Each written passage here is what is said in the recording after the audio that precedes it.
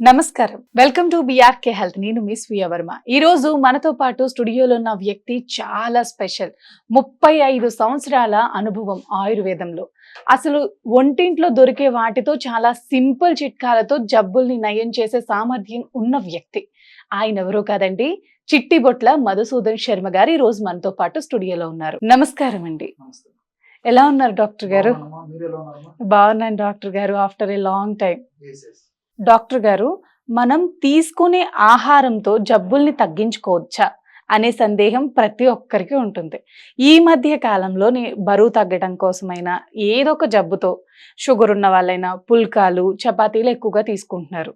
వాటితో ఇంకేమైనా ఆహార పదార్థాలు జోడించి తీసుకుంటే మెడిసిన్ లేకుండా జబ్బుల్ని తగ్గించుకోవచ్చా? చక్కటి ప్రశ్నమా. ఈ మధ్య కాలంలో ఆరోగ్య స్పృహ అవగాహన పెరిగిపోవడం చాలా సంతోషించదగ్గ పరిణామం. అవును, చాలా మందిలో ఆరోగ్యం మీద మంచి అవగాహన పెరుగుతుంది. అవును డాక్టర్ గారు. దీనికోసం అని చెప్పేసి చాలా మంది అన్నం తగ్గించడము, అదేవిధంగా పుల్కాలు, చపాతీలు, రోటీలు, అట్లే ఈ పుల్కాలు ఇలాంటి వాటిలో కూడా ఈ మల్టీగ్రెయిన్ తో తయారు చేసుకున్నటువంటి తీసుకోవడము, మిల్లెట్స్ ఇలాంటివన్నీ తీసుకోవడము మంచి శుభపరిణామమా. సో చాలా మంది ముఖ్యంగా రాత్రిపూట పుల్కాలు తీసుకోవడం తినడం అలవాటు చేసుకున్నాము. అంటే చపాతీలు కానివ్వండి, రోటీలు కానివ్వండి, ఏదైనా సరే బియ్యం కాకుండా, బియ్యంతో అన్నంతో చేసుకున్నటువంటి పదార్థాలు కాకుండా ఈ గోధుమలు, తర్వాత మైదా, తర్వాత మల్టీ మిల్లెట్స్, మల్టీగ్రెయిన్ ఇలాంటి వాటితో తయారు చేసుకున్నవి వాడుకోవడం జరుగుతుందమ్మా. సరే, గోధుమలు అదేవిధంగా మైదా పిండితో చేసుకున్నటువంటి ఇవైతే కొంతవరకు ఎప్పుడో ఒకసారి అయితే పర్లేదు, కానీ ఎక్కువ వాడడం మంచిది కాదమ్మా.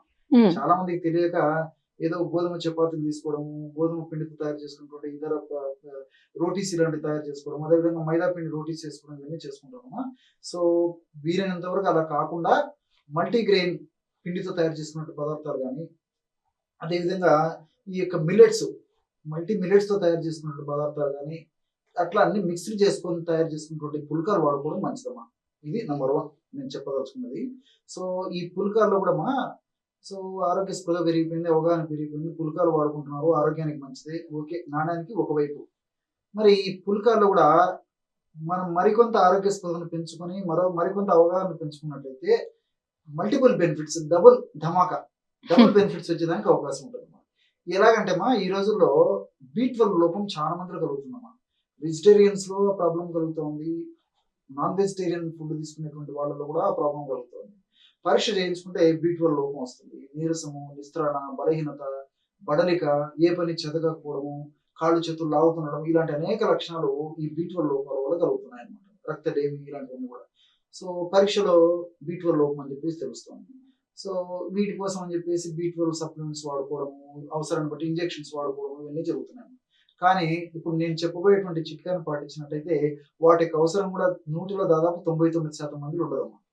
ఎలాగంటే ఉదాహరణకి 2 పుల్కాలు తయారు చేసుకోవాలనుకోండి. 2 పుల్కాల పిండిలో 1 స్పూను ఈ మామిడి జీడి పొడి కలుపుకోవాలి. మామిడి జీడి పొడి కూడా ఇప్పుడు మార్కెట్ లో దొరుకుతుంది. మనసుంటే మార్గం ఉంది. సో మామిడి జీడిలో B12 బాగున్నట్లు రీసెర్చ్ కూడా తేలింది. సో మామిడి జీడి పొడిని మనం పుల్కాల్లో కలుపుకొని పుల్కా తయారు చేసుకుని వాడుకున్నట్లయితే నేను చెప్పినట్టు డబుల్ ధమాకా. సో మల్టిపుల్ బెనిఫిట్స్ ఉంటాయి అన్నమాట. B12 లోపం తగ్గిపోతుంది, మరి క్యాలరీస్ దాంట్లో తక్కువగా ఉంటాయి, అదేవిధంగా వెయిట్ పెరగకుండా ఉంటారు, అన్ని రకాలుగా మంచిదమ్మా. అది నెంబర్ 1. రెండవది షుగర్.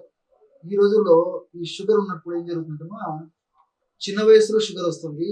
షుగర్ వచ్చినప్పటికీ ఒక పట్టాన రకరకాల ప్రయత్నాలు చేసినప్పటికీ తగ్గడం లేదు. సో చాలా మంది పుల్కాలు వాడుతున్నారు. మరి కేవలం పుల్కాలు వాడుకోవడం వల్ల కొంతమందిలో, కొంత శాతం మందిలో కొంత రిలీఫ్ ఇచ్చినప్పటికీ మంచి ఆశించిన స్థాయిలో పెద్ద ఫలితం కనిపించడం లేదమ్మా. ఏది ఏమైనప్పటికీ ఇప్పుడు నేను చెప్పినటువంటి పుల్కాలు నేను చెప్పినటువంటి పద్ధతిలో తయారు చేసుకుని వాడుకోవడం వల్ల మరి షుగర్ చిన్న వయసులో రాకుండా ఉంటుంది. షుగర్ వచ్చినప్పటికీ షుగర్ త్వరగా నియంత్రణలోకి వచ్చేదానికి, షుగర్ వల్ల భవిష్యత్తులో ఇతర ఉపద్రవాలు రాకుండా ఉండేందుకు నేను చెప్పేటువంటి ధమాకా పుల్క ఉపయోగపడుతున్నాం. ఎలాగంటే ఉదాహరణకి ఇప్పుడు 2 పుల్కాల పిండి మనం తీసుకున్నట్లయితే, మల్టీగ్రెయిన్ పిండి కానీ, తర్వాత మిల్లెట్స్ పిండి కానీ ఏదైనా తీసుకున్నట్లయితే అందులో మెంతులను వేయించేసిన పొడి 1 స్పూను, అట్లే పచ్చి పనసకాయల పొడి దొరుకుతుందమ్మా. పచ్చి పనసకాయ పొడి, పనస పళ్ళు తింటుంటాము, పనస తొన తిని పారేస్తుంటాం, కానీ పచ్చి పనసకాయలకు తొనలకి మరి షుగర్ ను నియంత్రించేటువంటి గుణం ఉన్నట్టు పరిశోధనలో కూడా నిరూపణమైందమ్మా. పచ్చి పనస పొడి, కాయల పొడి మనకు మార్కెట్ లో దొరుకుతుంది, ఆన్లైన్ లో దొరుకుతుంది. మరి కొన్ని రకాలైన ప్రఖ్యాతమైనటువంటి ఈ మెడికల్ షాప్ లో కూడా అమ్ముతున్నారమ్మా, విక్రయిస్తున్నారు. అది ఒక 2-3 స్పూన్లు అందులో కలిపేసేసి పుల్కాలాగా తయారు చేసుకున్నట్లయితే మరి నేను చెప్పినట్లు షుగర్ నియంత్రణలో ఉంటుంది. చిన్న వయసులో షుగర్ రాకుండా కూడా ఉంటుంది. ఈ రోజుల్లో 25 సంవత్సరాలు 30 సంవత్సరాలు దాటినటువంటి వాళ్ళలో చాలా మందిలో షుగర్ టెండెన్సీ మొదలవుతుందమ్మా. కొంతమందికి షుగర్ వచ్చేస్తుంది. అలాంటి నేపథ్యంలో నేను చెప్పినటువంటి పద్ధతిలో పుల్కాను వాడినట్లయితే వాళ్ళు కూడా మల్టిపుల్ బెనిఫిట్స్ ఉండేటువంటి పరిస్థితి ఏర్పడుతుంది. అట్లే ఇంకొక ప్రాబ్లం ఏంటంటే మోషన్ ఫ్రీగా కాకపోవడం. చాలా మందిరమ్మా రకరకాల కారణాల చేత మరి మోషన్ ఫ్రీగా కాదమ్మా. కాల విరేచనం ఆరోగ్యకరణం శ్రేష్టం అని మనం పెద్దలు చెప్పినట్లు, మరి పెద్దలైతే మంచి మాట చెప్పారు కానీ మరి మనం దాన్ని ఫాలో కాలేకపోవడం చేత మోషన్ సకాలంలో ఫ్రీగా అయ్యేటువంటి వాళ్ళు నూటిలో లైట్ వేసి ఒక 5-6 మంది దొరుకుతారేమో కానీ మరి 195% మంది కూడా మోషన్ ఫ్రీగా అయ్యేటువంటి పరిస్థితి లేదమ్మా. ఎందుకు డాక్టర్ గారు ఇలా? అదే మా junk food, fast foods, bakery foods తీసుకోవడము, టయానికి నిద్రపోకపోవడము, ద్రవరూపమైన ఆహార పదార్థాలు తీసుకోకపోవడము, ఎక్సర్సైజ్ లేకపోవడము, మెంటల్ స్ట్రెస్, ఇవన్నీ కూడా మరి మోషన్ ఫ్రీగా కాకపోయే పరిస్థితి ఏర్పడుతుంది. ఫైబర్ ఫుడ్ తీసుకోవడం లేదు. సో మరి ఇలాంటి నేపథ్యంలో 2 పుల్కాలు తీసుకుని తిన్నట్లయితే 2 పుల్కాల పిండిలో ఇప్పుడు చియా సీడ్స్ అని చెప్పేసి దొరుకుతున్నాయమ్మా. చాలా పాపులర్ అయిపోయింది చియా సీడ్స్ అంటే, మరి అందరికి నోటెడ్ అయిపోయిందమ్మా. అవును, చియా సీడ్స్ మనకు మార్కెట్ లో ఈజీగా దొరుకుతున్నాయి. ఒక 1 or 2 స్పూన్స్ చియా సీడ్స్ ఒక 10 నిమిషాలు లేదా 15 నిమిషాల సేపు వాటర్ నానబెట్టేసేసి ఈ యొక్క చియా సీడ్స్ వాటర్ ని పుల్కా పిండిలో కలిపేసేయాలి. నానబెట్టేసేసి కొద్దిగా ఉబ్బుతాయి, మెత్తబడతాయి, ఈజీగా జీర్ణం అవుతాయి అనమాట. వాటిని పుల్కా పిండిలో కలిపేసేసి దీంతో పాటు ఈసఫ్గోల్ హస్క్ అని చెప్పేసి దొరుకుతున్నాం. ఈసఫ్గోల్ హస్క్ అది కూడా చాలా మంది డాక్టర్లు మోషన్ ఫ్రీగా అయింది వాడతారు. ఫైబర్ ఎక్కువ ఉంటుంది. సో ఇందులోనే కలుపుకొని తీసుకోవడం వల్ల రుచికి రుచి ఉంటుంది, ఫైబర్ బాగా అందుతుంది, టేస్టీగా ఉండేటువంటి పరిస్థితి ఏర్పడుతుంది అమ్మా. తర్వాత బాగా ఈజీగా జీర్ణం అవుతుంది, మోషన్ టయానికి బాగా ఫ్రీగా మోషన్ అయిపోతుంది.